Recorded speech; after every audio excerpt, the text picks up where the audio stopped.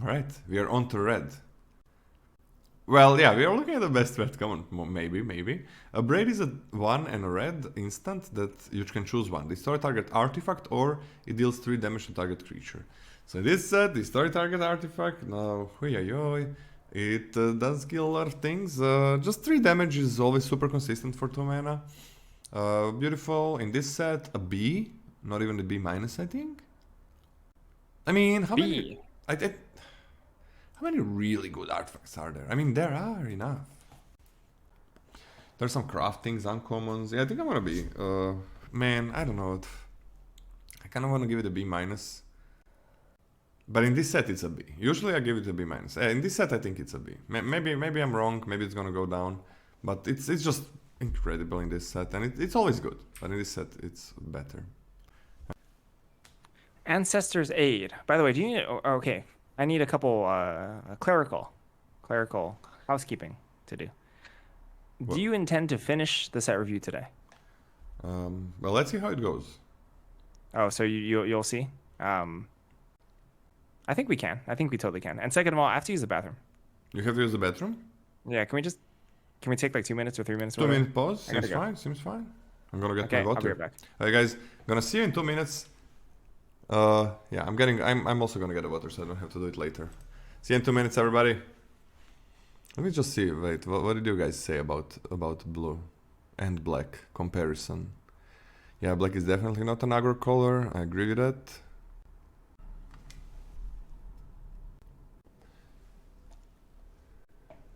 There's plenty of 1, 2 blue, black, and black mill options. Yeah, blue, black can mill. Exploring is really good for milling as well, just because you surveil. If you don't want a card, like, it's worth it in your graveyard for for enough things. Did we clarify for chat the amount of caves in the packs? Specifically, that they replace the basic land most of the time. No, and I'm not even sure how many... they don't replace it every time, right? Can somebody pull up like the info on that? Because still I don't really believe in the cave deck. If I'm correct, the caves don't always replace. 70% of the time. Okay, 70% of the time. Well, I still don't care because the problem is like the cave. I don't think it's important because the cave payoffs are bad. They're not like Guildgate payoffs. So I think that is a problem. That's the main problem. You can have all the caves you want, but if you're not gonna have enough things on common, that's a pretty big problem. Maybe I'm wrong. We're gonna see, but I don't care. Like the lifelinker is actually decent, and making a lot of bets is decent. But those are uncommons, right? I think those are uncommons. Let me see. What is the common thing? There is nothing. There is nothing. So I don't know. And they're not as good as again Guildgate stuff or uncommon. Okay, see you guys in a second just to get some water.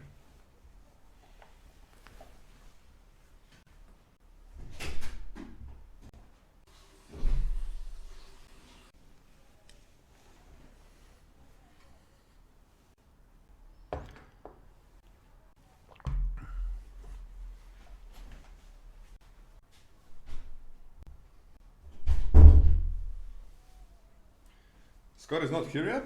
Ooh. Guys, can you tell me when are the pre-releases starting?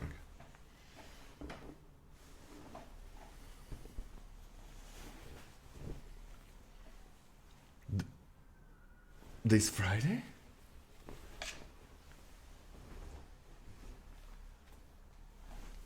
It's this Friday?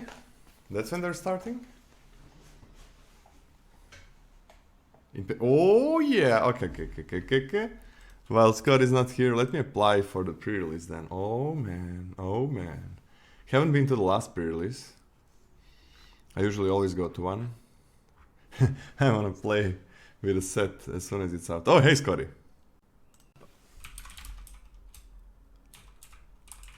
Okay, let's go. Are you going to, oh no, you're never going to pre-releases, right Scotty? I'm going, I just asked the chat and it's like this Friday, so that's really good. Yeah, I'm off it. Ancestor's Aid. 1 and a red. For 2 mana for an instant, target creature gets +2/+0 and gains first strike until end of turn. Create a treasure token. I was only made aware that this was a functional reprint today. I actually forgot. I completely forgot about Sudden Breakthrough in Strixhaven. Forgot about it. That was nothing in that format. This is everything in this format. This is way better. It's different. Way better. That's Strixhaven. Treasure is just mana, I think, right? In this set, treasure token is a real resource. That's like a real flexible resource. I think this is infinitely better. I think this is a very strong combat trick. +2/+0 and first strike until end of turn. That wins a decent amount of combats, right? That's pretty good at pushing through damage. That's pretty good at double spelling. It's pretty good at leaving something behind to tap for your aggressive tappers. To sacrifice, if you actually want to be interested in that, or have an artifact into the battlefield. Big fan of this card, C-. I'm on a C- as well. And I definitely agree. Like, you can do things with treasures in this set that is not just mana. Rakdos, I think this is going to be pretty good in Rakdos. So, yeah. I like this one a lot. Not Trample? Ah, come on. Next up, Brazen Blade Master for 2 and a red. It's a 2/3. And if you control... when it attacks. When this thing attacks while you control 2 or more artifacts, it gets +2/+1. So it's a 4/4. Why C-? Because it's a trick. Like for non-broken tricks, trick is a conditional thing, right? Let's get a little bit back to this one. So trick is a very conditional thing. Like you need, unless you're gonna kill the opponent, which doesn't happen that often, you need creatures to get into combat. You need the opponent to block usually, because it's very, very risky to use tricks on the defensive, because opponent has open mana. When you're attacking, you need them to block, and you need the trick to, well, do its job, right? You need to get that card worth of... you need to get a full card worth out of it. So it is conditional. So you can't just like take a billion tricks and then say it's gonna work out. Okay. This one? I mean, 2/3 is pretty bad. On the defense is pretty bad, but I mean, if you're consistently gonna have this... I don't know, could this have been just a 4/4? Like it could have been. I mean, I think it would be fine, like if it was like if you didn't have to attack. But if you're super aggressive like this, it has a lot of stats. I don't think. Okay, I'm gonna. It doesn't really matter. Game design hats don't really matter here, but I think that would make controlling Izzet decks maybe too strong. Yeah, this like I don't want to reward iceberg gamers by giving them a defensive 4/4 or an aggressive, like, yeah. It's not just that like when you have a 2/3 for I mean, it's pretty good if you're aggressive. Like the red had some really good aggressive stuff as well.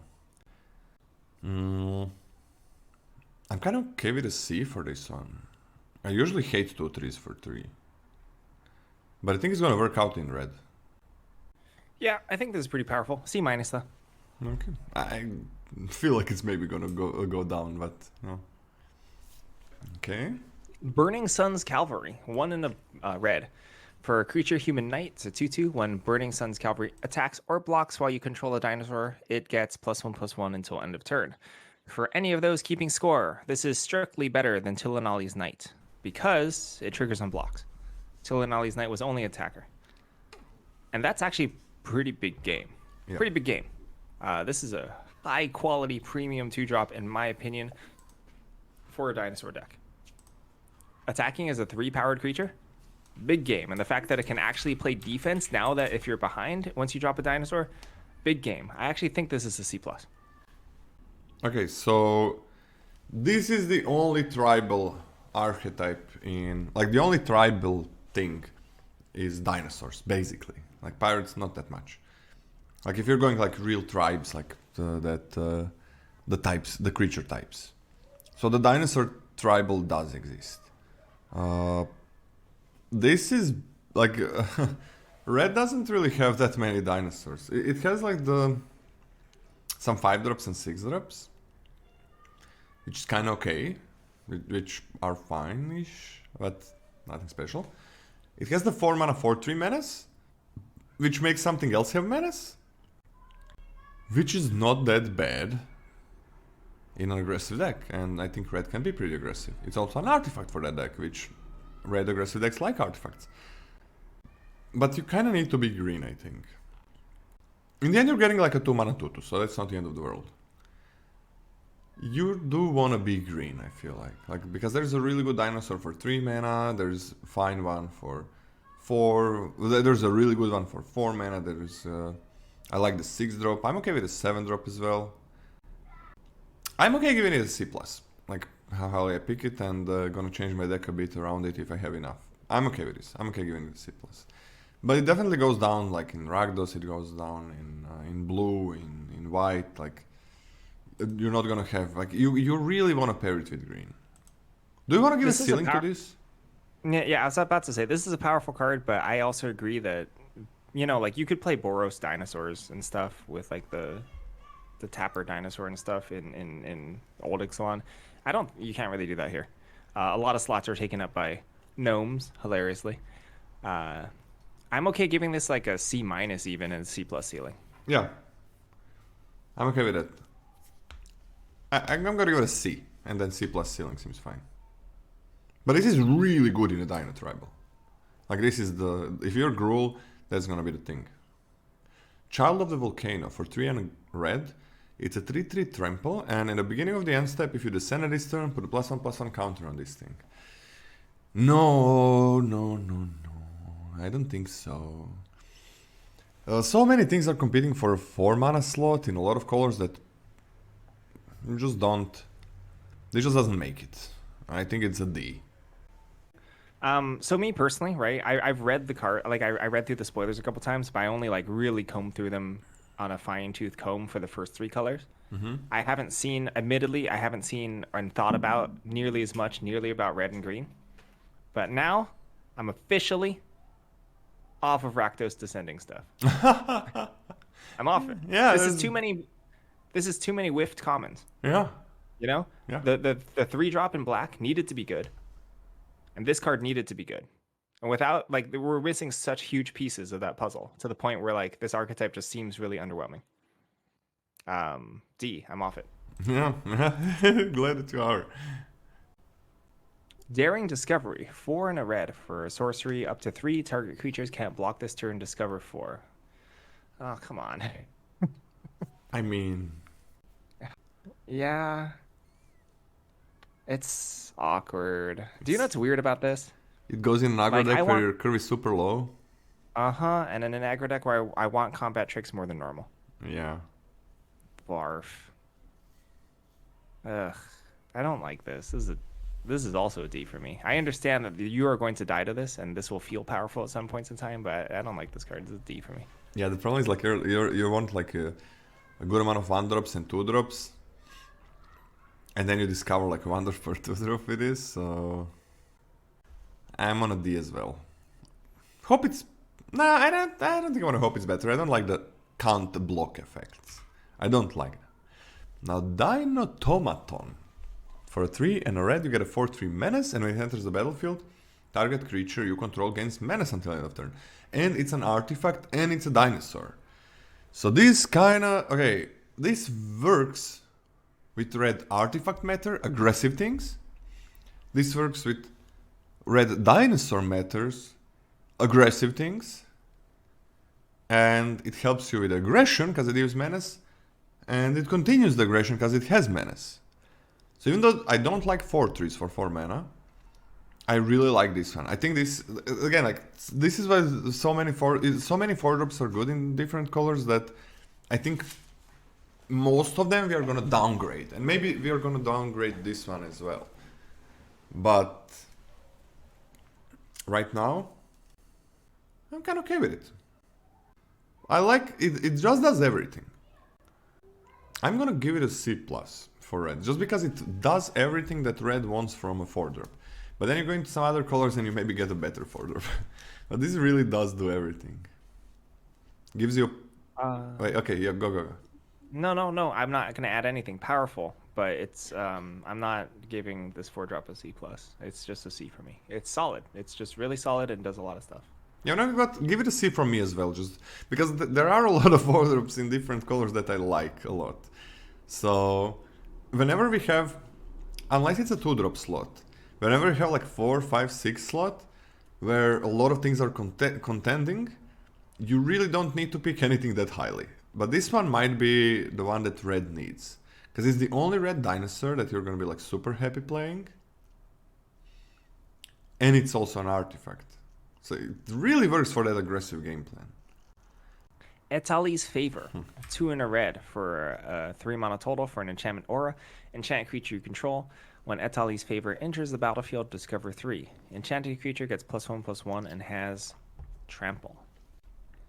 So I'm way happier with this than the one that can't block.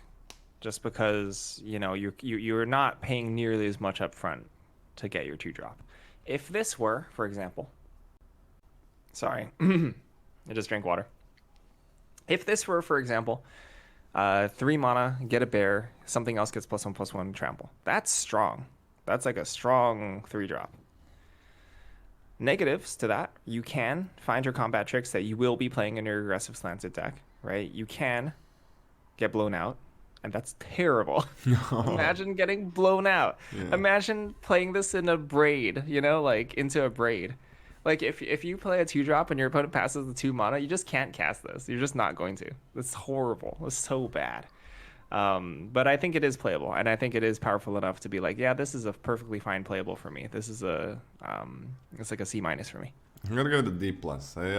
Again, I think red is gonna be very good at being aggressive, and I think Discover just doesn't work well in aggressive decks. And I think I would almost always rather play a 3-drop in these decks. And it's also not an artifact that red likes, so just a D+, but I can see it going down. Goblin Tomb Raider for a red, it's a 1/2, and as long as you control an artifact, this guy gets +1/+0 and has haste. And this is the thing, like for artifacts, like it's gonna be a 1 mana 2/2 a lot of times. It's easy to have an artifact. It's later on it is gonna have haste, so I think this is a very desirable 2-drop for red, and I'm just gonna give it a C+. You keep saying 2-drop, by the way. Why am I always saying 2-drop for 1-drops? What the fuck is wrong with me? 1-drop, 1-drop, 1-drop. Desirable 1-drop. C+. Ah! Yeah, this is good. This one's solid. This is so specifically when looking at how do I word this? Wizards, when they design a limited set, there's always more 2-drops and 3-drops than 1-drops, just in terms of raw quantity of design cards, which means when you find an archetype defining 1-drop, it's extremely well, it's fought over. It's not contending with anything, basically. Yeah, it's extremely good. So quality 1-drops are way better than they look. It's a C+ for me.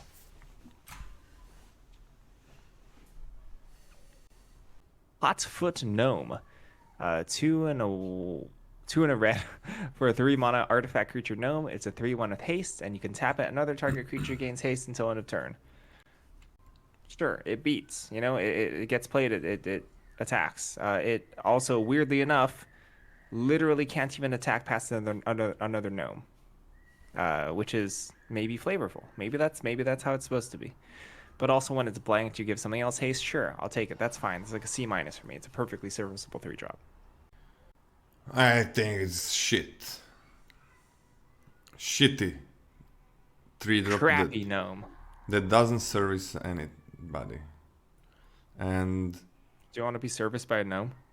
Sure. What does serviced mean? Nothing. Let's move on. What does it mean, Scotty? What does service mean? Well, I can look at the Oxford English Dictionary to tell you. In this context. What does it mean? It means that you play Hotfoot Gnome, a Magic the Gathering card, a card designed by Wizards of the Coast, a subsidiary of Hasbro Inc., and you attack with it in the game to deal 3 damage. You say what you meant, you horny boy. I didn't say that. You said that first. I can see it in your eyes. I know when Scotty wants it. So, Hotfoot Gnome is not good. It's crap for playing as a magic card. Don't know other things. Never been with a gnome. But it has such cute legs. It is so cute. It's so cute how it's running. It's the best. Like 3-1 haste is not what I ever want from a 3-drop, and I don't want 3-drop giving haste to anybody else. So I don't know, I mean, I think this is D-. I think this is just, you don't want it in any deck. I think you don't want this in any deck. There's a D-. That's wild. If you're an aggressive deck, I don't hate putting a 3-1 haste in my deck. That's just not even that bad. I hate it. I don't like putting 3-2 haste in my deck. In an aggressive deck. Long time ago, when I was a small boy, the 3-2 haste in limited was pretty good. Not anymore. It's like, no. And 1-1 trades with any 1-1, and there are 1-1s, and it trades with anything that was smaller and explore the land. It trades with anything black like that's small, like the 1-1 that makes you exile. That's true. That is terrible. That is awful. A lot of those things that I'm just talking about are not gonna be tapped attacking. They're very small. This is garbage. Play or draw, they're gonna be there. Yeah. Idol of the Deep Kings. Wait, you gave it a C-, and I gave it a D-. Now go down to D+. Ah, okay. Still a big difference. Idol of the Deep Kings. For 2 and a red, it's an artifact with flash, and when it enters the battlefield, it deals 2 damage to any target. Okay. You can craft it with artifact for 2 and a red.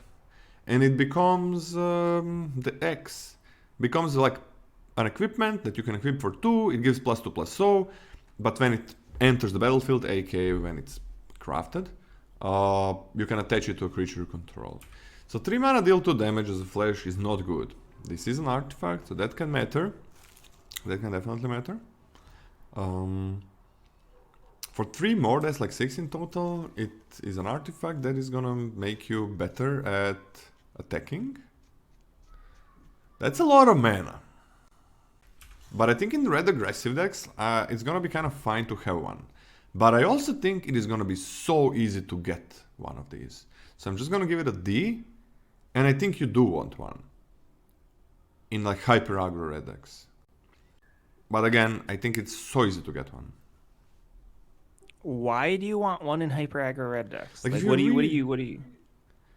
I think your curve ends on 4 in hyper aggro red decks, and you just have like maybe Dino or 2 in those hyper aggressive red decks. Like you have a ton of 1-drops, 2-drops, 3-drops, and then they just like pushes damage, like kills something, and you can also. Why don't you just play a combat trick? Why don't you just play ancestors, whatever? This is like a top end. This is better than like you have those tricks to give you the mana, and this is like a top end for your decks.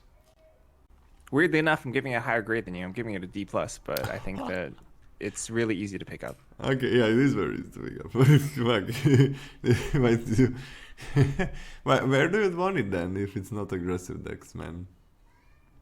I really do think that 2 toughness can kill a lot more in this format than normal, and Okay. it's normally 2 power or 2 damage, garbage. In this set, 2 damage, eh. Okay. Okay.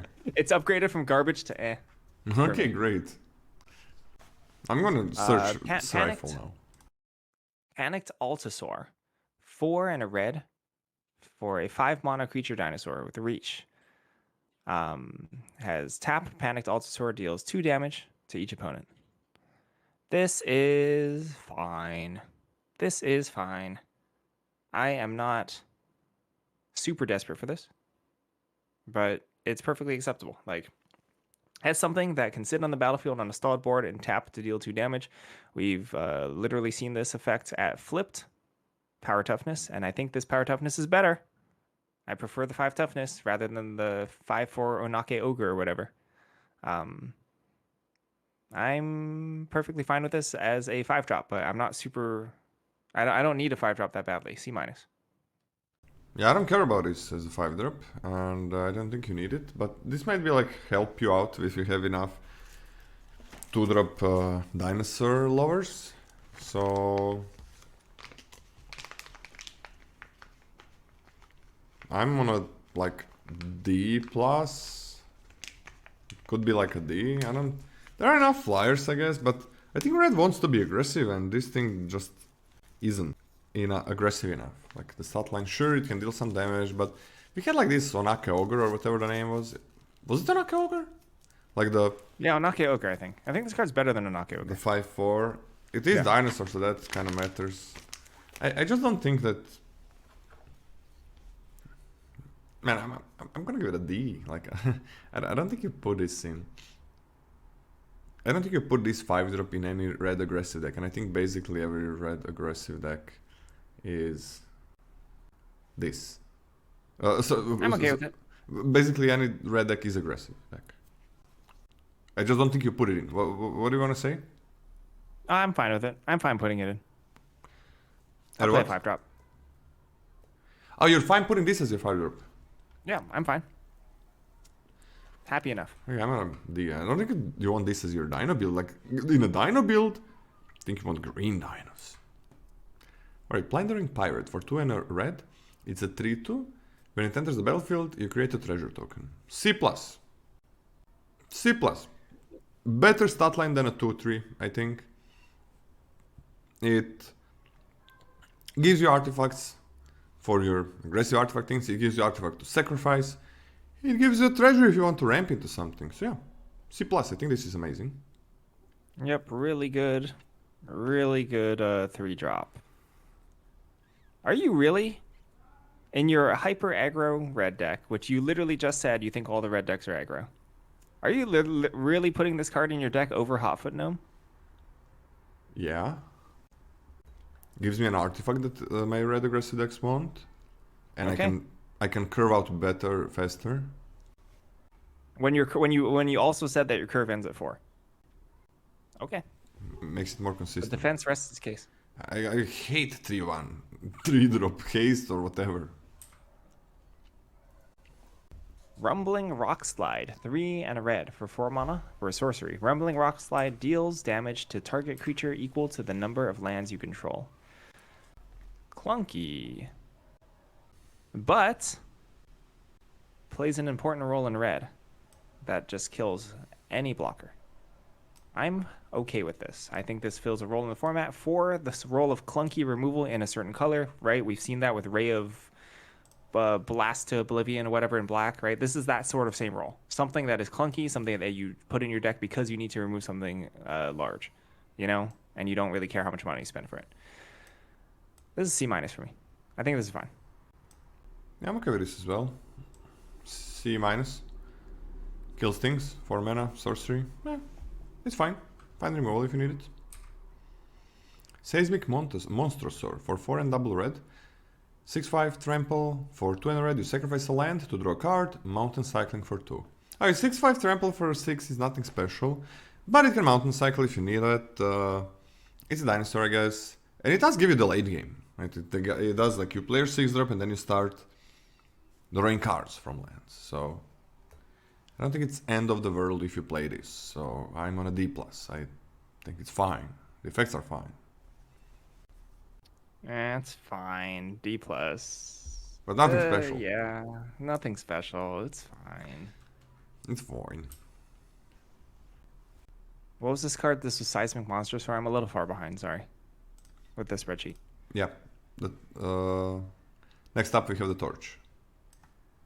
Sunfire Torch, red for an artifact equipment. Equipped creature gets +1/+0 and has whenever this creature attacks, you may sacrifice Sunfire Torch. When you do, this creature deals 2 damage to any target. Equip 1. I do not like the card on this text. I don't. I don't like that effect doesn't give toughness. I don't like sacrificing this to deal 2 damage. It makes me feel bad.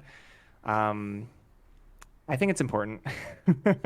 I think this card's important. I think this card's actually pretty good. So I think this is like a C-. And I do think that you would play multiples, right? That's like a big thing for grades, right? I would pick up multiples of this to put in my stupid Goblin Tomb Raider deck. So I think this does enough where this is a reasonable card. But I'm not happy about it. I would be super stoked. Like, this is the card. This is the card. That if this card were a little better, I'd be like all in, you know, move all in into the archetype. Like I'm first picking Goblin Tomb Raider, you know, because I know I can pick up my Sunfire Torches. But C-. Yeah, I think it's fine. Like +1/+0, why not? And deals 2 damage to any target if you need to kill something. It's an artifact. I'm gonna C. I think this might be important. I think this might be a C plus. I think this is important. So, but you gave it a C minus. Yeah, it's because it makes me sad, but maybe I'm being emotional. Why it's sad? Why, because it's like +1/+0? It's I think it's really close to just being like the best red common. I think it could be, you know? The best red common, C minus? How does it work? Sorry, a braid exists. A braid, it'll never beat a braid. Okay, but so yeah, it could be really good. like if you get enough 1-drops, and if you get enough 3-drops even that are going to be 4/4s, that's really good. And then like you get the dino again, so you can kill their smaller things, so the menace matters more. I like this a lot. I'm gonna be C, and I can see this going to C plus. I can see this being one of the most important red cards. I can see myself being wrong by giving it a C. I think that might be too low. This is good. It's good. It's also to any target, so this can easily be that. Okay. Next up, Sunshot Militia. For 1 and a red, it's a 1/3. And it has an effect, tap to untapped artifacts and or creatures you control. Equipment is free tap. This thing deals 1 damage to each opponent, activate only a sorcery. I mean, in Boros, this is gonna deal a lot of damage. In Dinosaurs, it's shit. Having these, it's not trash. If you're like aggressive red deck and then you just need to push the damage, this is gonna be like you gotta opponent's gonna have to remove it. Because this can deal like with artifacts and treasures, like red has good treasure makers, 2 common good treasure makers. It has a good equipment, which is a free tap every time. It's very good at aggression. You pair it with white, you get even more bodies. So I don't think you want a ton of these. Maybe in the right deck you want a good amount, because I want to have like things that pressure the opponent, and then these like can finish the game as well. Sorcery speed makes it so it's not completely broken. This would be I feel like everyone always complains about sorcery speed, but these cards would be busted in half. Yeah, this would be like absolutely broken. I think that you don't have to fight over these. I think you gotta fight over the aggressive cards in red more, and then you just pick these up. But I think it's pretty good it's gonna be pretty good in red. I'm gonna give it a C. I can see it going down to C minus because I feel like you don't have to fight for this, and you gotta take other red cards higher. But Quick thought experiment aside. Take away the sorcery clause. What grade? Grade it without sorcery? Yep. A B? B minus. Yeah, I agree. Like a B, yeah. Okay, what'd you give it this time? C. I think it's a C minus, yeah. For the exact reasons that you said. I don't think you're going to need to struggle to pick 1 or 2 up. I just think that it is going to be very, very desirable to have 1 or 2 of these. I don't think you're going to have to fight for them, but it really depends. Like if you're in a higher level pod, maybe you do have to fight for them. Makes sense. Tectonic Hazard, red. For a sorcery, Tectonic Hazard deals 1 damage to each opponent and each creature they control. I would like to give this a D minus with the sideboard grade. Sounds good. D minus and a sideboard grade. Volatile Wonderglyph. For 1 and a red, it's a 2/2 artifact creature. When it becomes tapped, you may discard a card if you do draw a card. Now this might be the thing that you want like in your Boros decks. Like you get an artifact for aggression in red, and you get looting effect, which you don't really have in those decks. And you just go super low curve. And then you can tap it with like a few things, I guess. So I do think that this is fine. But I don't think that, again, you need to fight over this. It's still a common. We have other good red commons. I think it's a C minus. Okay, I also think it's a C minus. I'm not super jazzed about attacking on turn 3 and looting or rummaging. And I certainly don't want to be tapping this at any developing stage of the game with any ability, because I don't want to be tapping my 2-drop for that. That's like a high cost. No. I'm also in a C minus, but it's you know, it's not a D because I think it's a serviceable 2. Yeah. We're on the uncommons in red. Can you read the first one? I got a Scryfall. Belligerent Yearling for 1 and a red. It's a 3/2 trample dinosaur, and whenever another dinosaur enters the battlefield under your control, you may have this guy. Oh, you may have this guy's base power become equal to that creature's power until end of turn, which is pretty good. Like 2 mana, 3/2 trample is just good on its own. It's a dinosaur, which red might want for the 2-drops. And it can just get better than that. Like 2/3 with a really nice upside and basically the only creature type that matters, subtype. Love this. B-, I think. I like this. Really works with red. Red really doesn't have dinosaurs that doesn't cost much. So yeah, B-. What's the curve actually look like that you're getting a ton of value off of this? Like, what's the actual 3 just drop? make it a little bit bigger. But I really like the type. You like the type, mostly the type. Okay. Yeah, because of the type and because of how not rare, but like I think it is an important type. Makes me really want to bump it up a grade. But I'm gonna start at a C+. You're on a B-, I'm on a C+. Yeah, I can see it being a C+. Calamitous Caven, 3 and a red for a sorcery. Calamitous Caven deals X damage to each creature and each planeswalker, where X is the number of caves you control, plus the number of caves in your graveyard. Throw the hands in the air and say, I hope I'm wrong. I'm giving this an F. F. No ceiling, because I don't believe in this cave deck. No ceiling. And I mean... I hope I'm wrong. It's an F. Yeah, I hope a little bit I'm wrong as well. The best like cave thing is... the vampire flying vampire maker, and this kills those things. So I don't know. Curator of Sun's Creation for 3 and a red. It's a 3/3. Whenever you discover again for the same value. This ability triggers only once each turn. I mean, how many things are you discovering with? Okay, so on common level, what do you have? You have like the black bad 5/2. You have the red bad 5-drop that things cannot block. And then you have like a fine thing, I guess, in red, +1/+1 discover 3. In green, what? You have like return something. There are that card's a common? What? That card's a common. Regrowth for 5 is a common. Wow, that is a common. I just realized that now. Oh my gosh, Super Copper is gonna be so good. Oh, there are 2 common things in green as well. There is new discover. Wait a second. Oh, I can't wait to get to. I mean, there is lands. There is lands, right? There is lands. I think this hurts that it's a 3/3 for 4 mana. But I do feel like it's a trap, yeah.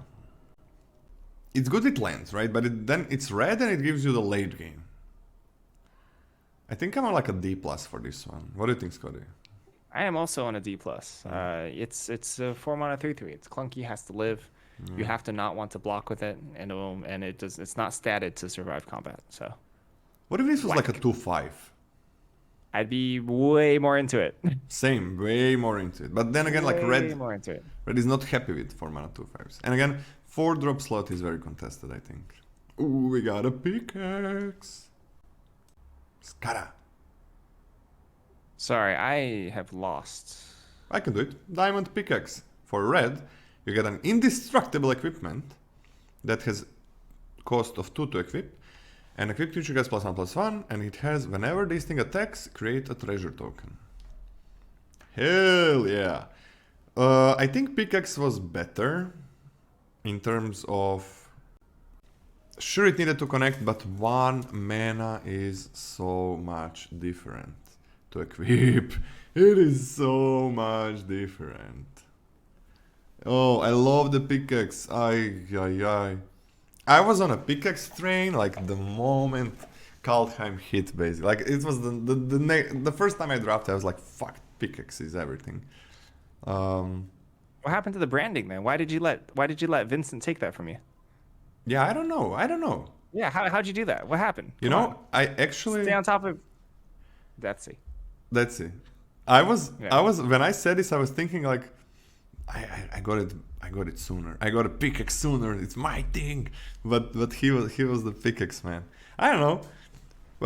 Probably might be that he's a more popular streamer, so like quite a good amount. So that does help. But I'm sure that I was the out of the people that I was watching that I got the pickaxe first, which is a huge achievement and should probably be in my portfolio whenever I send anything. You just need a lesson in hyperborology, and then I think you'll do better next time. What I mean, what I understand, but about what? About your social media. You just gotta post a picture of pickaxe and be like, "This is the best comment in the set," and then I Oh, think you'll win. Yeah, oh yeah. I never do that. Okay, I should do that. I should do that. I should. Yeah, I should. Why am I No, not I'm, doing I'm that? not even joking, by the way. The creations, we creations are not very used to Twitter. Like it doesn't like come into my head like, oh, I should post this on Twitter because it's an interesting thing, and like it's just I gotta wire my mind differently. It's like the creations don't use Twitter, like they just don't. Basically nobody. Yeah, I mean this is fine because it always gives you something. It is an equipment. It does cost 2 to equip, which is a lot. Like, you pay 3 mana, and you get 1 mana back, so that's like you still paid 2. And every time you equip, it's never gonna be free. So, it's not as good as pickaxe. This is not as good as Kaldheim pickaxe. I don't think it's great. I think I'm just gonna give it a C. Ooh, I was wondering if we're gonna fight about this. I was also on a C because I think this is like not just worse than pickaxe. I think it's way worse than Way pickaxe. worse than I think pickaxe. yeah, way worse than pickaxe. I think it's comparable. Like what we are saying right now with our grades, this is comparable to the torch, and I think that's true. This has a higher upside in terms of making extra treasures to tap and banking treasures, right? I think that's an upside.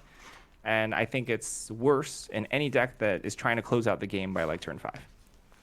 So I also think that artifacts and treasures mean more in Lost Caverns of Ixalan than in Kaldheim, but I also think that equipment meant way more in Kaldheim. So it's not like it doesn't even have that going for it. In Ragna's Sec deck, this could be pretty cool, right? If you can always get treasures for your 4-drop, that's pretty cool. Kaldheim had runes, exactly. And 1 mana to equip is huge difference.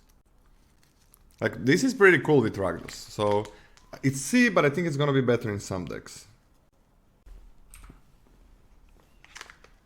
Next up. We're talking about Dowsing Device. Let's Dowsing go. Device, 1 in a red for an artifact. Whenever Dowsing Device or another artifact enters the battlefield under your control, up to 1 target creature you control gets +1/+0 and gains haste until end of turn. Then transform Dowsing Device if you control 4 or more artifacts. It transforms into Geode Grotto. It taps for red and has 2 in a red, 3 mana, and tap it for until end of turn. Target creature gains haste and gets +X/+0, where X is the number of artifacts you control. Activate only as a sorcery. So, I do not want this, really. I don't really want this in my hyper-aggressive aggro red deck, which is where it seems like it would fit. Because I don't want to just be necessarily dorking around with this in 2 mana. Like, even if I understand I can double spell with it later, I don't think that the impact is high enough, right? Like, you're spending a card, 2 mana, to have something not win combat, but just trade off. And then, like, are you happy throwing your, like, 3 power creature into, like 4 toughness blocker, and then you're left with no board? Not really happy about that. I am, however, I do think this is much better. I feel like the only serviceable place in this is with gnomes and stuff like that. If you can get multiple triggers off of this in the same turn. And I think you just have to ask yourself that question. Like, how consistently can you get multiple triggers off of Dowsing Device? You know what's a bit... And if the answer is... And if the answer is yes, then I think this is explosive enough. Otherwise, I don't think it is. So I think this is a D+. So now you said that like if you can trigger it multiple times, the little bit of a problem that I have with like triggering this multiple times is that it is gonna transform. That can be a problem. The nice thing is like in that deck maybe you're playing less lands and then this helps, right? Because like playing this on turn 2 or whatever and playing those gnomes and attacking with them, that's kind of cool. It's like 4 or more artifacts. So you already got 1 here. So if you play like a 3 mana, make 2 1/1s in white, that's 4 artifacts. It's a cave? Okay. That's 4 artifacts. Now it just enters the battlefield. What do you give it? I give it a D+. I'm not a particularly strong believer, and I don't think that it'll be very difficult to get this near last pick if you are the deck for it. And what if you... I mean, it's kind of cool with a Dino. The 4/3 menace. Like 5/3 menace attack and giving something else menace. But then like, you slow down your turn. Yeah, my main problem... You do get Okay, treasures. like compare this. So in that style deck, if that's your game plan, how close is this to like Boots of Speed? I think you can count this in some decks. You can like lower the land base because of this, and then you're okay with this transforming into a land. Or is a lot of artifacts. Like you're not trading off? It's 3 more artifacts, 3 more artifacts, sure. like treasure, equipment. In white, it's not that hard to make more. And then like you have the white 4 mana 3/2 that makes an artifact flyer, and then anything can get +1/+. So yeah, so you can just attack with a 4/2 flyer with haste. I think this can work in Boros. And then you also have like flyers in white, other flyers like the 1/1 Siren. That you can like just make huge later on. So I'm gonna give this a D+, but I think it deserves a ceiling grade. Like in that type of deck in Boros, I think this can be fine. And this can be like, you can treat it not really as, what's the name of the 1 mana enchantment in Ixalan, where it flips into a land. Legion's Landing. What? Legion's Landing. Legion's Landing, but you do get a body there, 1 mana, 1/1 lifelinker, and you can make more bodies. So I think it can be good. I think it can be like a C or a C+ in the right Boros build. I'm okay with the C+ ceiling, and I will never cut a land because I have this. Okay, I think I would cut land. I think you can play a lot of small things, and this can help you out. And I think it can be fine to play it on turn 2 as well sometimes. So yeah, I'm okay with a C+ ceiling as well. And the D+, how highly I pick it, because I think it really works in those decks, but it's gonna be really bad in a lot of others.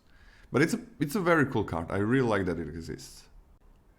Next up we have Dreadmaw's Ire. For a red, it's an instant.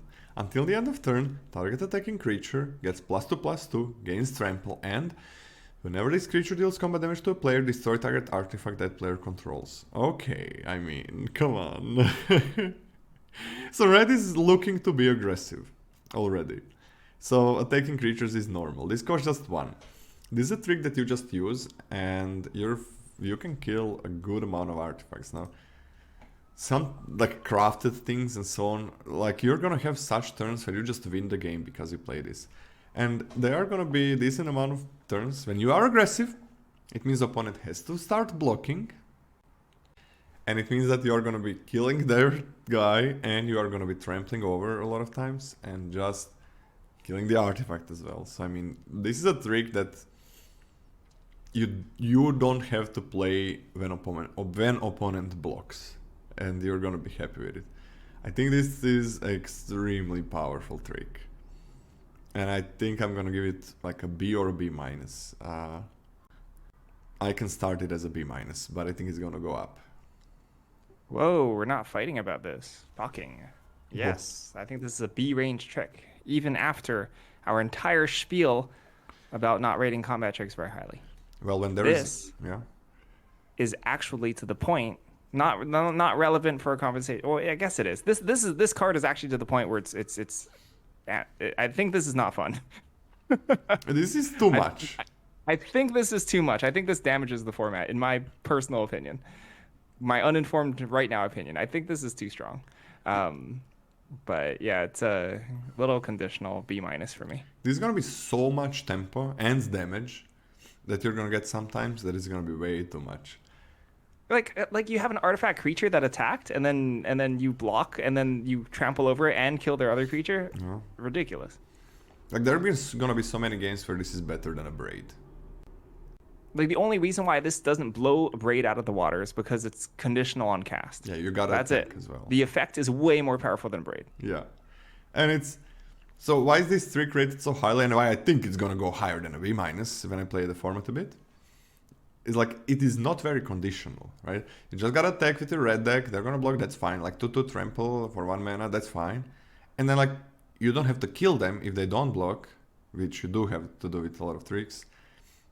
And man, I'm on a B as well. And then you just deal 2 extra damage if they don't block, and you kill their best art. I mean, I'm on a B with this one as well. This is gonna you are gonna have to block red decks, I think. So yeah, this is wow. Wow.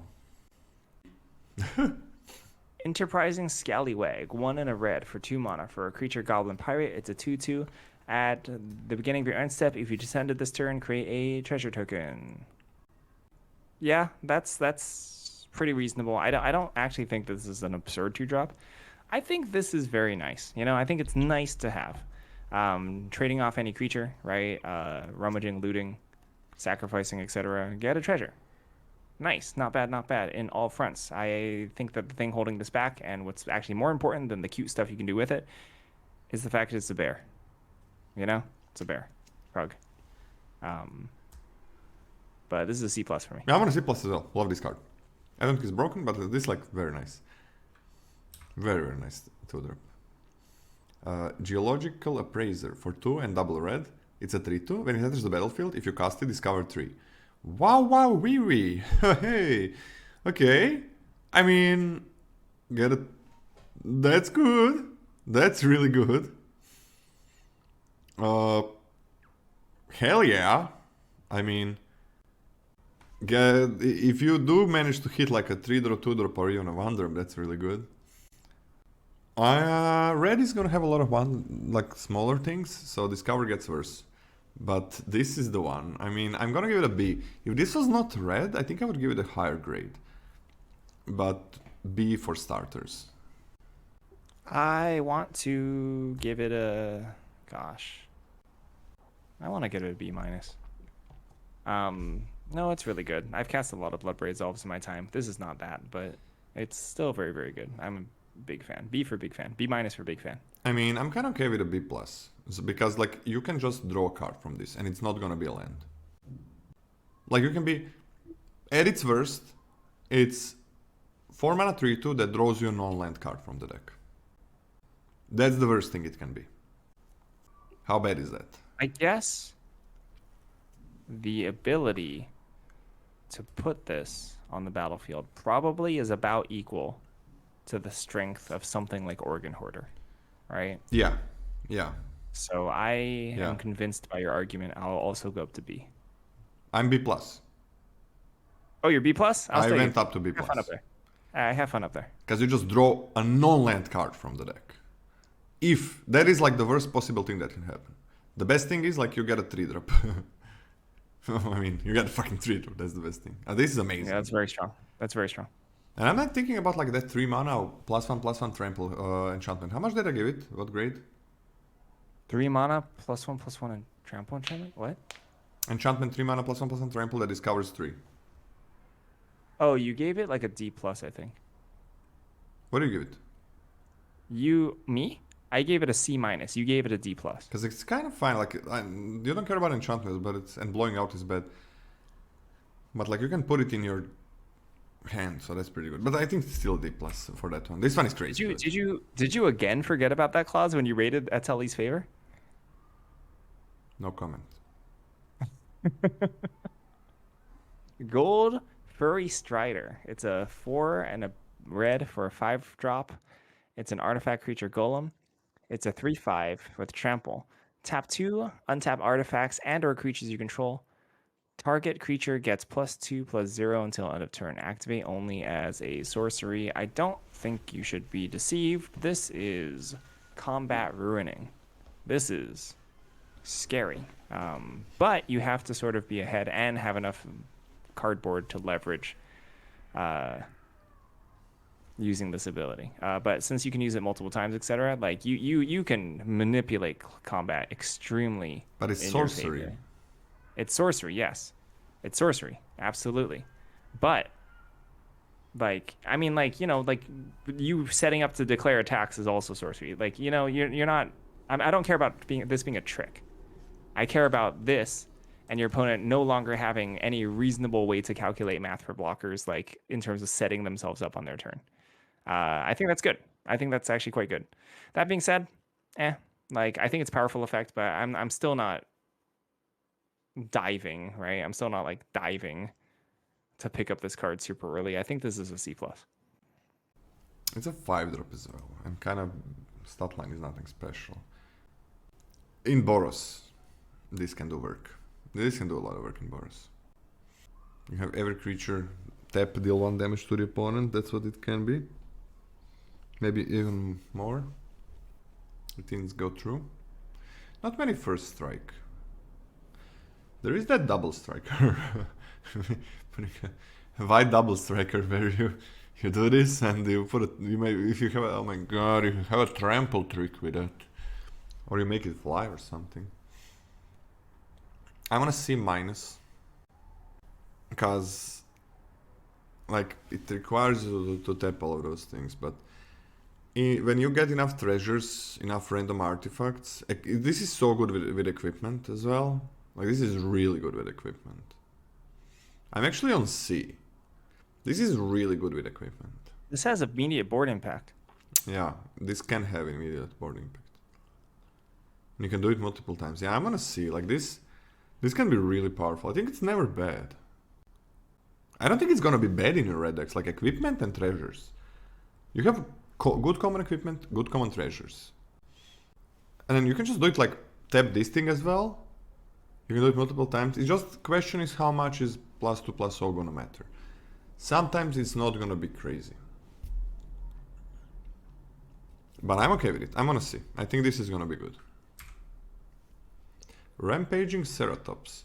For 4 and a red, it's a 5/4. This guy cannot be blocked except by 3 or more creatures. Very simple. Super menace. 5/4 is okay. Troll, this is not. Troll was a land as well. Now with this one, the troll what are you talking about? From Lord of the Rings. Oh, I completely didn't play that set. Okay. Oh, okay. It was a 6/5, same thing, but it had 1 mana swamp cycling. So I am just giving it. I don't like it. I don't like one big body that just works with itself as a 5-drop in aggressive decks. So I really don't like this. I'm just gonna give it a D. I'll give it a D+. I don't think it's actually that bad if you're lacking playables to just throw this in at your 5-drop slot and you're going to play it and you're going to turn it sideways once and you'll be like, yes, this did a pretty good thing. Okay. Saheeli's Lattice, 1 and a red for 2 mana for an artifact. When Saheeli's Lattice enters the battlefield, you may discard a card. If you do, draw 2 cards. Craft with 1 or more dinosaurs for 5 mana. And it flips into Mastercraft Raptor. It's an artifact creature dinosaur. It's a star 4. And Mastercraft Raptor's power is equal to the total power of the exile cards used to craft it.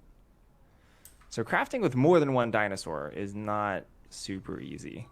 So I'm going to guess that most of the time, like I don't know, like 50% of the time, maybe 60, you're going to have only 1 dinosaur under this. So we're talking... I mean, actually, one dinosaur might just be freaking enough, right? Yeah. Our question, are all of Cycler's dinosaurs? They are, right? Yes. Every single one? Yes. Whoa. Oh, whoa. And you can also just pitch your large dinosaurs. This card is strong, I think. This card is really good. It stays on the battlefield to tap, right? Filtering effect is actually not bad. I actually think Tormenting Voice is an underrated limited card in general. And they've just been giving us amazing Tormenting Voices. And then this all of a sudden can just turn into like a large beater in the late game. I am a big fan. And it's an artifact. And it's an artifact. And it's 5 mana. Usually we have this on 6. I'm actually done saying it triggers Descend and stuff because I hate the Descend triggers. I'm not even going to talk about that anymore. But yeah, this is really good. I think this is like a B-. Yeah, B- for me as well. Tormenting Voice with like a... This is quite a big upside, like making a big creature. That is not a small upside. Like 4/4 is fine. That is not a small upside. Because Tormenting Voice is not bad itself. Plus, it's not only Tormenting Voice, it also gives you an artifact which matters for red decks. So it kind of does everything. B- seems good. Really good. Did someone say it enters tapped? It doesn't enter tapped, it enters untapped. No, this enters untapped. Untapped. Sideclaw Raptor. For 2 and a red, it's a 4/3. Whenever a player casts a spell, if it's not their turn, this thing deals 4 damage to them. Okay, 4 damage is quite a lot. Oh my god, wait. 4 damage is so much. This is the anti-Lola card. Why? Everything is a sorcery now. Everything. Why is this a sorcery? Because everything has to be. Otherwise, just take 4 to the face. It's like, oh my god. And it has a good type for red decks, for like that one card. Oh, I mean, it has a good stat line. Like 4 damage? That's so much. It makes your tricks better. It makes that like 3 mana discover thing better. A 4 is so much. I think this is a C+, close to a B-. But it works for you as well. I mean, tricks are instant. I mean, anything is instant on your turn. The biggest, I'm translating the text box. The biggest play pattern that it's actually going to be in terms of how it actually messes up your opponent is your opponent passes a turn on like 3 mana up, looking to remove your next play.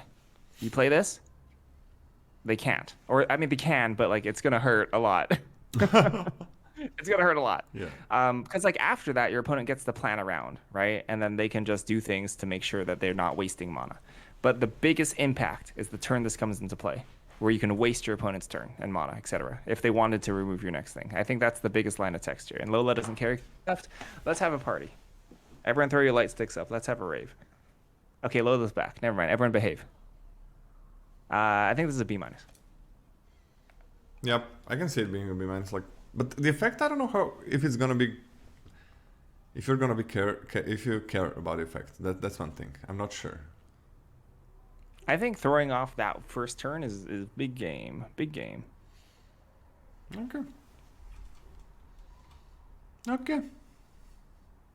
But 4/3 is really good. I mean, I want to talk about the value of that, right? If your opponent is trying to hold up a braid, even a braid, something with 2 mana, and you waste that, that's a huge swing in the game of Magic. I think that's very significant if you get that to line up, right? But I guess it's a Punisher type of thing where they can just choose to pay the 4 life if that suits them. So maybe it's not as maybe I'm overstating how important that is. It's not like they suddenly can't cast it. They get to decide. Yeah.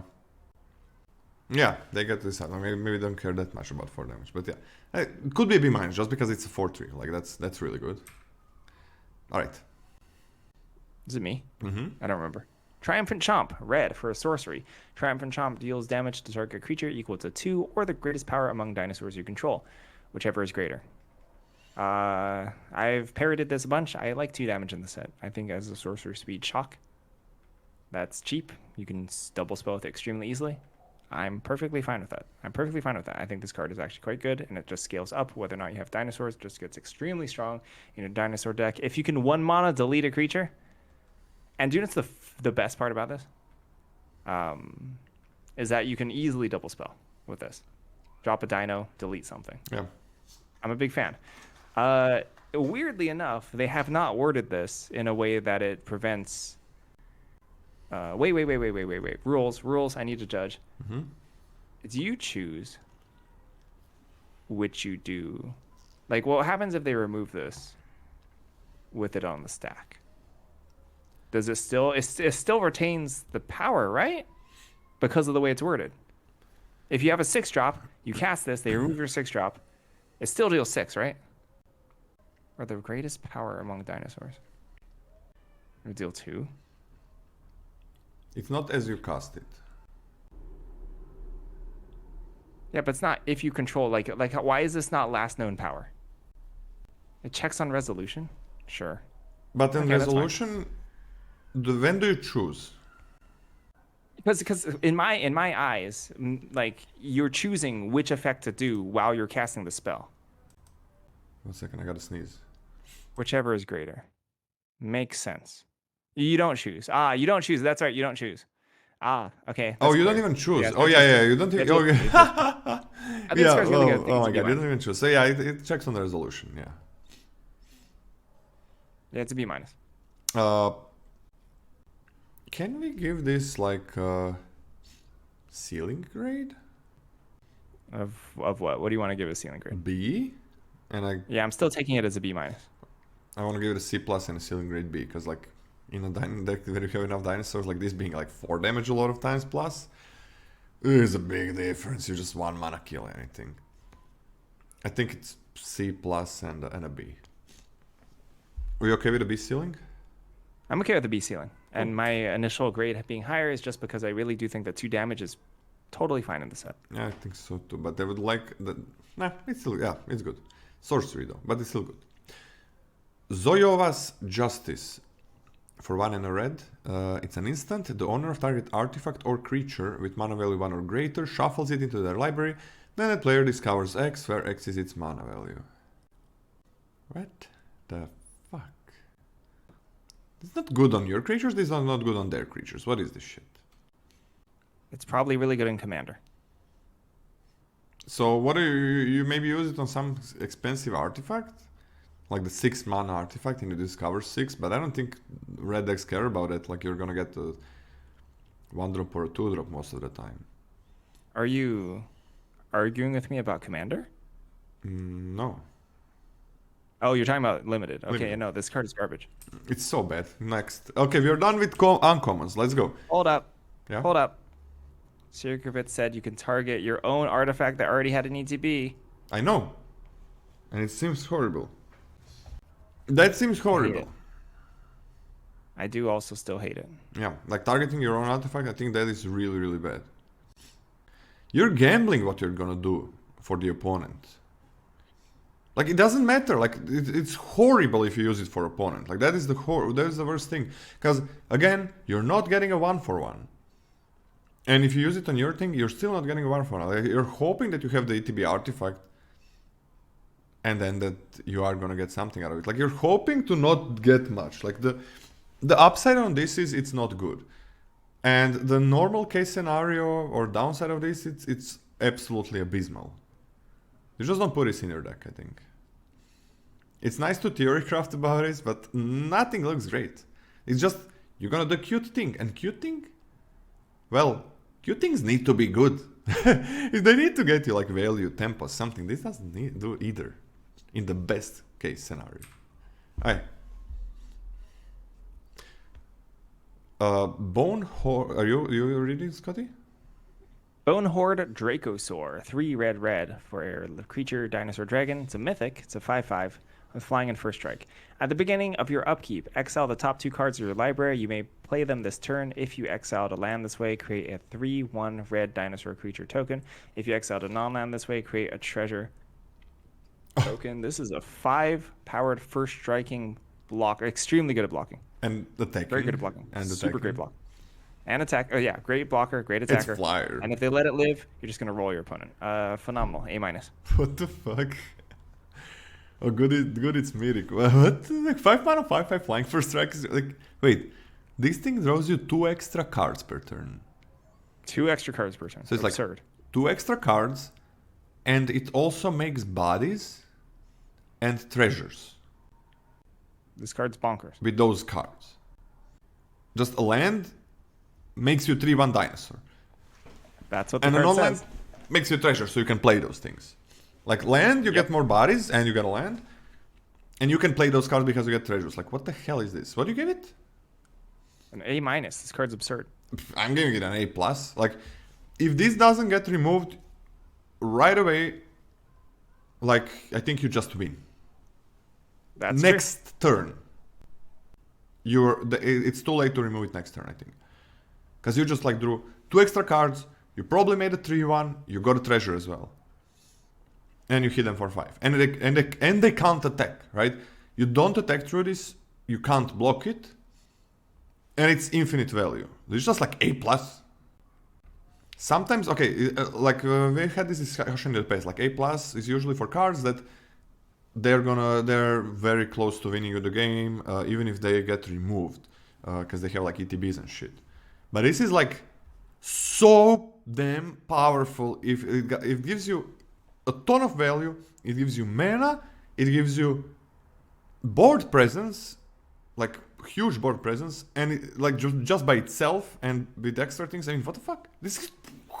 If this must be removed, or you won the game. You just won the game. You're not an A. You're just A-. Uh-oh. This should have been on the bingo. Are we fighting about what an A is? I ain't fighting you about what an A is. Talking about it. Like, let me just see. Like, you gave. You think that like the Smitty is better than this? The legendary Has artifact? value after you remove it. Yep. I think that 1-turn window where you can actually just trade for it as a 1-for-1 means it's an A-. I don't care about how great it is after you untap. It's going to win you the game. The Smitty. No, this will win you the game when you untap, yes. But like the 1000 Moon Smitty gives you like way weaker thing for 1 less mana, and it's not that easy to transform for you to win the game. And it requires a bit more turns to do that. Yep. That's like that's better? Yep. There's no way the Smitty is gonna have a better win percentage on any level, like close to this one, to this shit. Like this just. I actually agree with that statement. How is it better than this card then? I believe if you're playing at high level professional play, Yeah. that Smithy will be better than Dragon. Wow, how? Like this survives 1 turn, it's over. That's Yep. I think that generally good players are better at holding removal. But that thing, like, I mean, what if they kill Smitty there? You still get have something. You still get good thing. I don't know, man. There's no fucking way. Oh my god. Like, how many removal even targets this? Like, it's a black thing?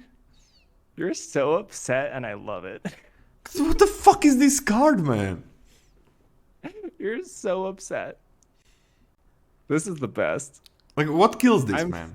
I'm feeding off of this. Like, what kills this? What kills this? It's true. Actually, a huge plus is that not a whole lot of stuff actually does kill this. Like, The black common removal for 1 is a huge thing. Yeah, black thing removes it. Uncommon black removal. There's a green conditional deal damage spell. Come on, man! Like, Jesus Christ! Yeah. The difference is not that big in high professional play. Like, don't remove it. Next turn, you can concede. You play the Smitty. So you play the Smitty. You don't remove it. There's gonna be a lot of turns before you actually win with the Smitty. This is basically next turn you win. You don't want to say anything. Like when you see Bonehorde Dracosaur and Smithy in the same pack, you can take your Dracosaur. Fuck off. Brass's Tunnel Grinder. For 2 and a red, legendary artifact. When this thing enters the battlefield, discard any number of cards, then draw that many cards +1. At the beginning of your end step, if you descend at this turn, put a boar counter on this thing. Then if there are 3 or more boar counters on it, remove those counters and transform it into Tecutlan, the Searing Rift. It's basically a mountain cave, and whenever you cast a permanent spell using mana produced by this thing, Discover X, where X is that spell's mana value? Wait. This is worth it. Wait. This is like kind of bad tormenting voice, I think, even though you can choose more cards or no cards at all. You just play it and discard nothing and draw one card.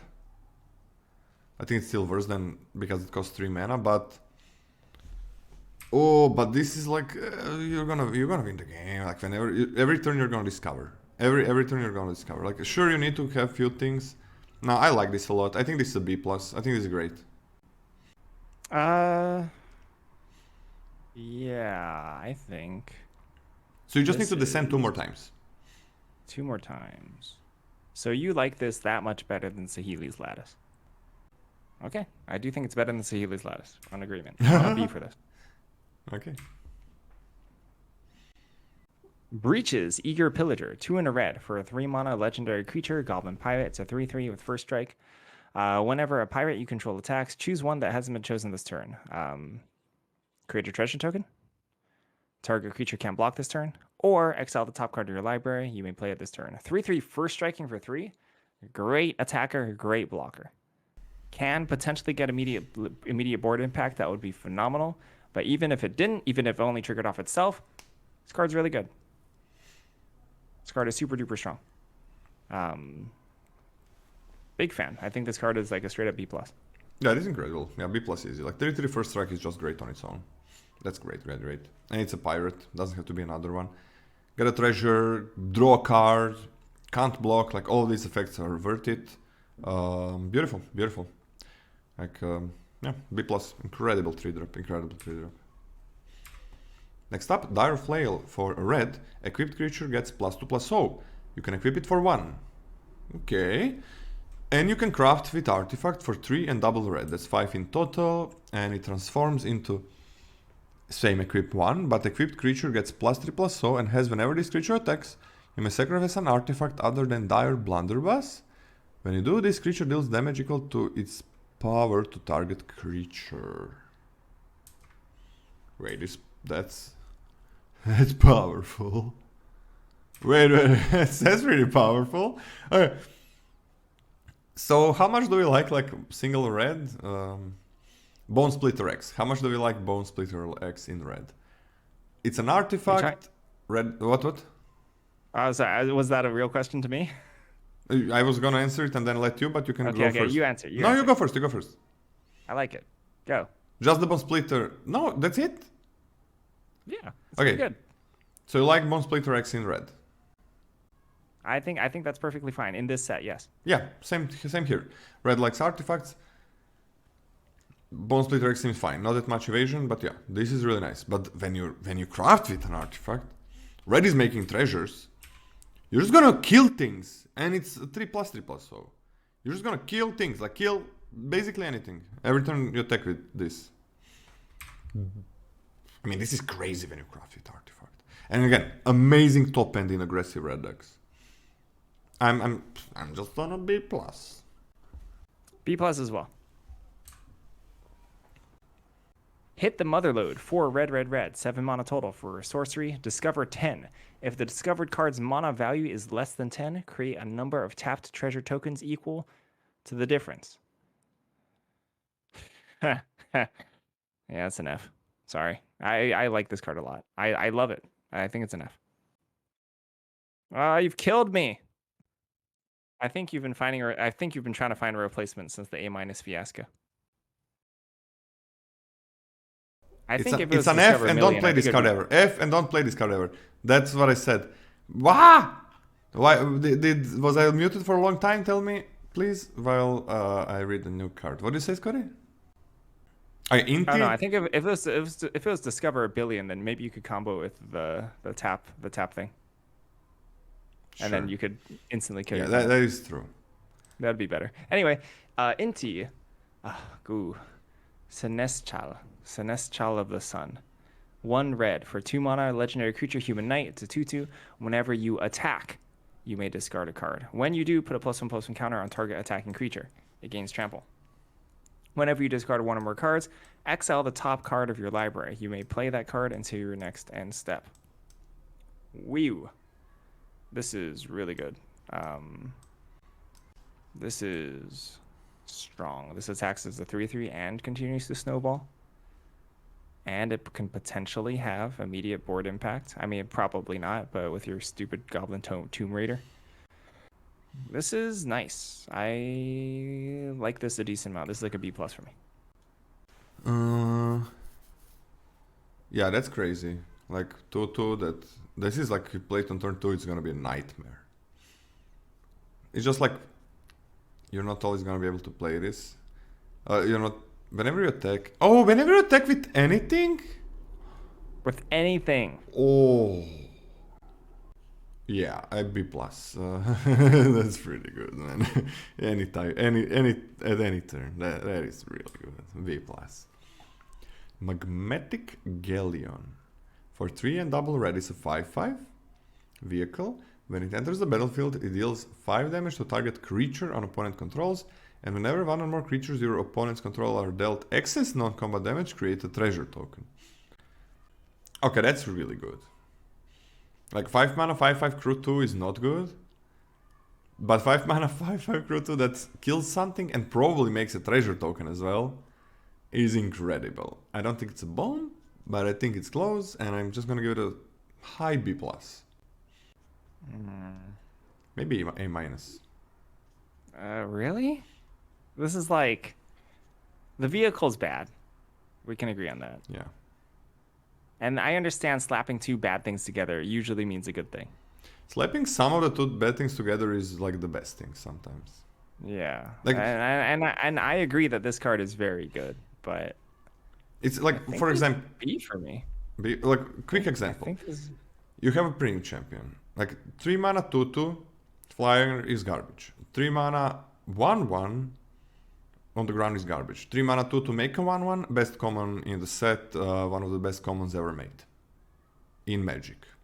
One of the best ever made in Magic. That's like what two bad things together do. This is like a 5/5 vehicle for crew 2 that is gonna kill something, probably their biggest thing, and make a treasure. Like, come on. I think you are right, and I think I'm overvaluing the cost of crew 2 because crew 2 is actually not that bad. You already. I think I'm underrating the vehicle on its face. So I think this is also a B+. It usually makes you 2 artifacts as well if you need that. Strong. I can see it being A-, but let's go with B+ first. God. Oh, it's me. Yes. You're a god? Ojer Axonal Deepest Might. 2 red for 4 mana total for a creature god.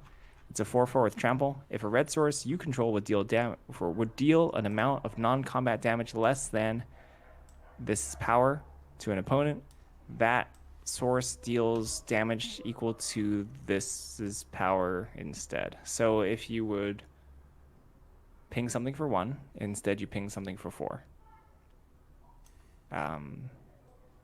If you were to abrade something, you're going to hit it for 4. Oh, wait, I'm analyzing without reading the card. When it dies, return to the battlefield, tapped and transformed under its owner's control. It transforms into Temple of Power. It's a land, and you tap it for red, and you can pay 2 in a red, and tap it to transform Temple of Power. Activate only if red sources you controlled dealt 4 or more non-combat damage this turn, and only as a sorcery. This is the worst god, right? Do you agree, Lola? This god is really hard to flip back. Super hard to flip back. Yeah. Super hard. Like this is a land. This is a 4/4. This is a 4/4 with trample that dies into a land. That's what that reads like to me.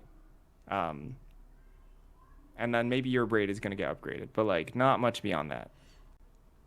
So I think this is like a B-. Wait, I'm waiting. Non-combat damage from the tap 2 deal 1. End the game. Just wins. Oh. Just wins. Oh, that doesn't have to be a card. You're right. You can ping. You just win if you have that Oh, 1/3. yeah, you do just win. You just destroy your opponent. It's over. Like the game is over. Yeah, that is actually over, and that's a common. Ooh, that is interesting. I'm okay with B. What do you want to give it? And I mean, getting a land later is also pretty good. Why not? That's fine. I'm okay with B. 4 more non-combat damage this turn. If red sources you controlled. I mean, that's also possible with that. Like, there is the torch deals damage to face. You could transform it, but I mean, because of that 1/3, like, that's game ending if you have it on the battlefield. I'm on a B as well. That is just game ending. Blue guard is 4 as well. Like, tap 2 creatures, deal 4 damage to the opponent's face. Tap 2 artifacts. Yeah, fuck that. That's so good. Poetic Ingenuity. For 2 and a red, it's an enchantment. Whenever one or more dinosaurs you control attack, create that many treasure tokens. So, whenever you cast an artifact spell, create a 3/1 red dinosaur creature token? Only once, okay. Cast an artifact spell. Not that easy, always. I mean, this is kind of good. Like, if you can make 1/3/1 and then make some treasures, that's fine. But it has such a high upside. It's gotta be cast, though. There are a lot of artifacts, so that's kind of fine. I mean, C plus and a B ceiling? It does a lot, actually okay but with it it. also does nothing when you play it. You just play like an equipment or something. There is a lot of artifacts. What do you think, baby? I'm totally fine with that. I'm totally fine with that exact grade. C plus and a B ceiling? Yep. Okay. Trumpeting Carnosaur, 4 red, 6 mana total for a creature dinosaur. It's a 7/6 with trample. When it enters the battlefield, discover 5, and you can pay 2 in a red, 3 mana total, and discard Trumpeting Carnosaur, and it deals 3 damage to target creature or planeswalker. So you can turn this into 3 mana, deal 3, and also the body is incredible. Jesus, yeah. It's super duper strong. Like, when you cast this, it's absurd. That discard thing is an emergency button, and it's so nice to have. It's so nice to have an emergency button. This has almost no fail case. There is no fail case, yeah. This is everything. This is an A for me. Yeah, again, the discovery is not as good in red, I think, but I mean, 7/6 trample, 6-drop is fine, whatever. But I mean, it also gives you another body or a card. You'd never... The 6-drop is so good that you basically never want to discard it, but it is huge that you can.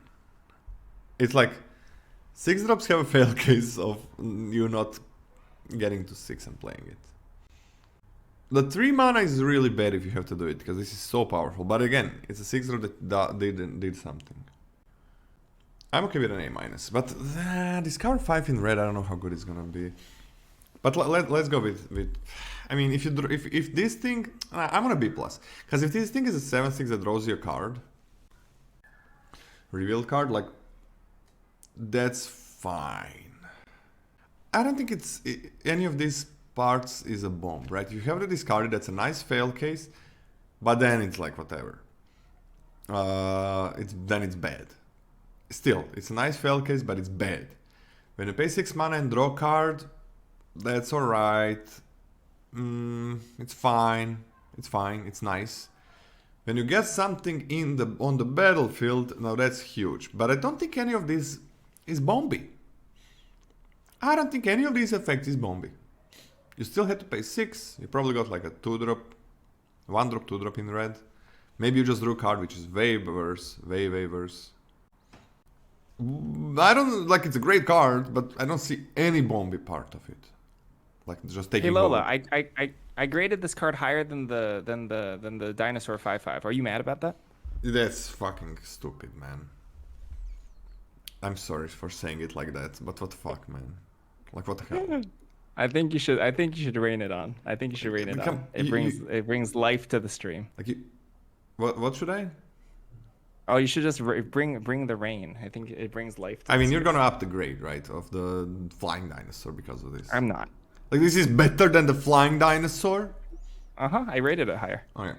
Let me make a new channel in my private channel. Scotty tier list. Things to remember. 5-5 flying dinosaur is better than trumpeting carnosaur. Okay. Also, no, it's worse than it's worse. It's worse than trumpeting carnosaur. By the way, worse. I have a clip. I have a clip of you saying that this card is better than the flying dinosaur. You just said it. No, fuck off. That's I said like Scotty's get out of here. It's like okay. I don't think stats are what you if you're aspiring to be a real good drafter. I don't think you should like. It's fun to look at stats in 70 lands. It's a very good like discussion and thinking material. But if you aspire to be like really really good, I don't think you should like follow it that much. But it's nice like to think about, oh wait, this card has a really good win rate on all levels, and I thought it was bad. Some card, not this one, obviously. Like, okay, let me rethink that. Like, why are people having success with it? Maybe I should think about it. But like, this thing is gonna have way lower win rate, I think, than when something is way off. That's different. Like, I think this thing is gonna have way lower win rate than the 5-5 flying dino, and that's a sign. And there's no bullshit like in high professional level people are gonna. I don't think you're giving yourself enough credit.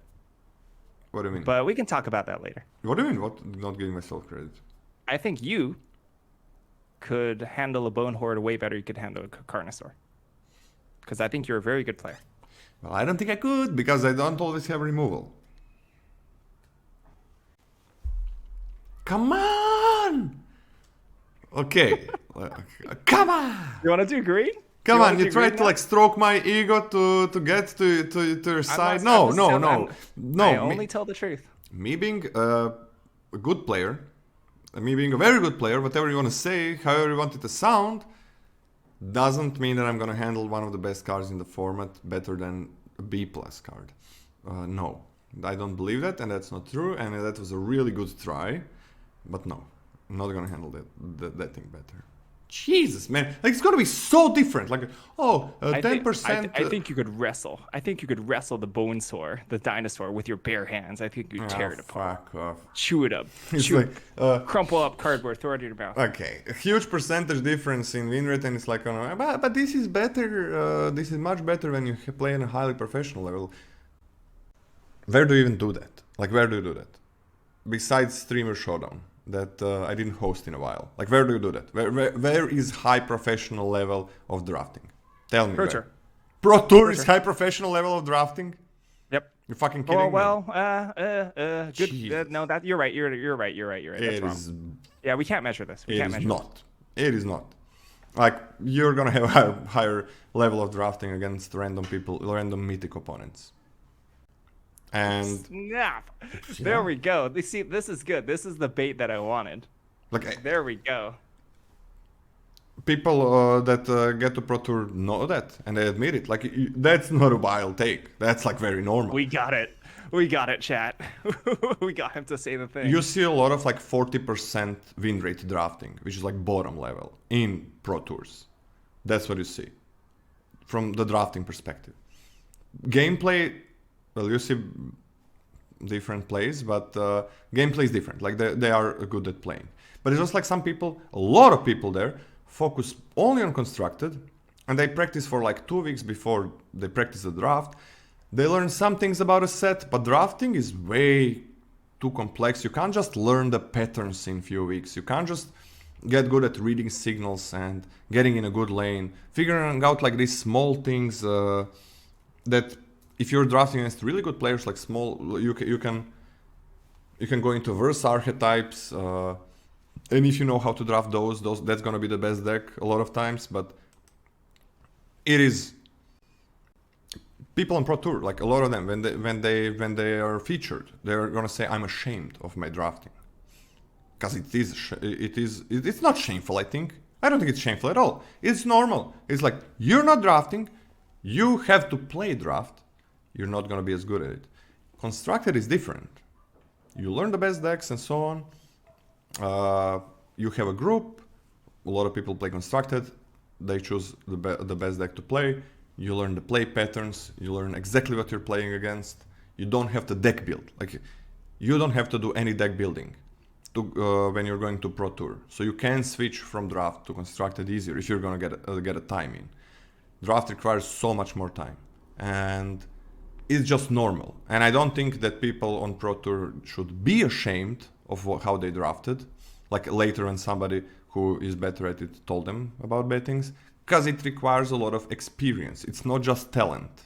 It is not just talent. It requires, sure, on that level it requires talent, but it also requires experience. Which is why I would love that limited and constructed would not mix. Maybe sometimes, very rarely, but I think they should not really mix. Have like big tournaments, Pro Tours, World Championship in limited and in constructed, because it is very, very different.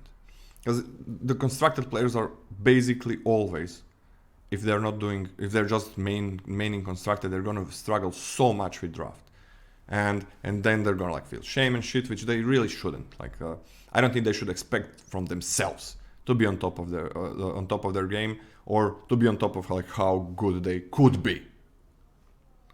And I know a good amount of drafters who just went to constructed, and very quickly they become one of the best constructed players in the world.